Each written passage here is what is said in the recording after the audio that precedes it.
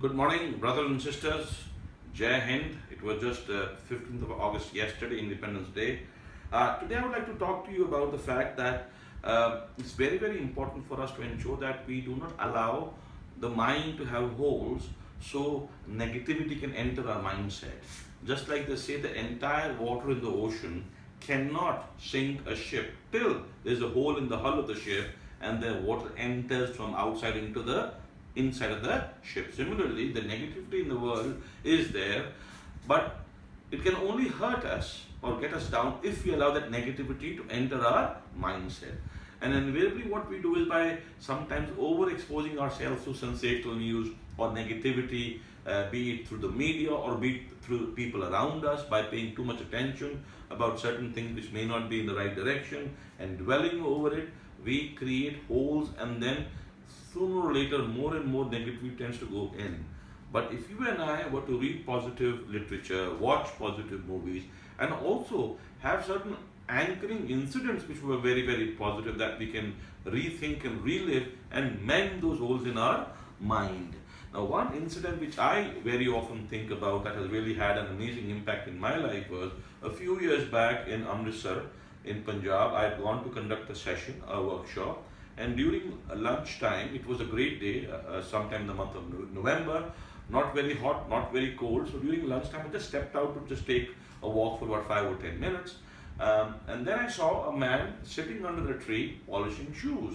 And what really drew my attention towards him was about 4 people or 5 people were lined up in front of him, and he was polishing shoes with a lot of intensity. So I walked and I took my place at the end of the line, and soon I realized that this person polishing shoes was doing it with such intensity that I realized that if I do not jump the line, I would not be able to be in time to restart my workshop, because I only had about 10 minutes left or about 15 minutes left. So I took the decision of requesting people ahead of me to allow me to cut the line. And all 4 or 5 people were very, very kind when I explained to them that I have to start a session within 15 minutes. I would like to get the shoes polished, and if you would just allow me to jump the line. And soon I was standing right in front of this man who had just done the shoes of the person, and I gave my shoes, and the magic started to happen. He was handling my shoe with one hand, and with the other hand, he was handling 6 brushes which were lined up, different kinds of brushes. I even saw one toothbrush which he was using to remove the dirt under the sole, I guess. So different brushes were being used at different times, and he had 2 creams. One was black, and the other was a slightly white cream that must be for shine the shoe.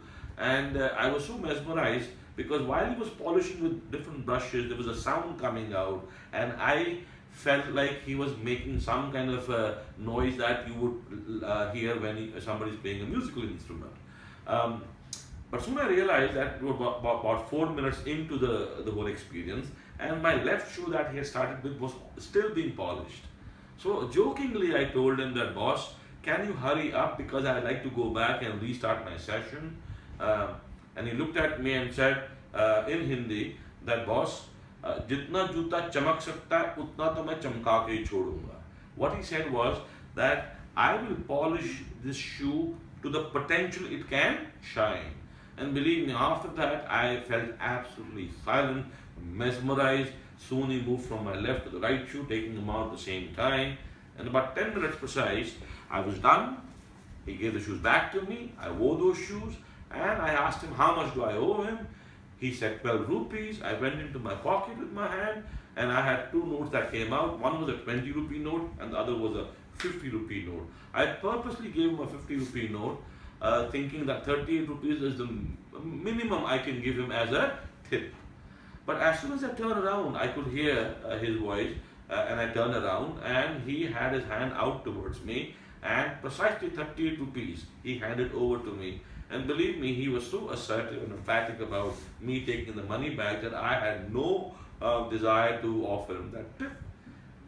And I walked away, and till I entered the hotel gate, I must have glanced at him about 3 or 4 times, and I saw magic happening. And the last glimpse I had, I bowed my head towards him in respect, realizing that it's people like him who help us in becoming more and more positive.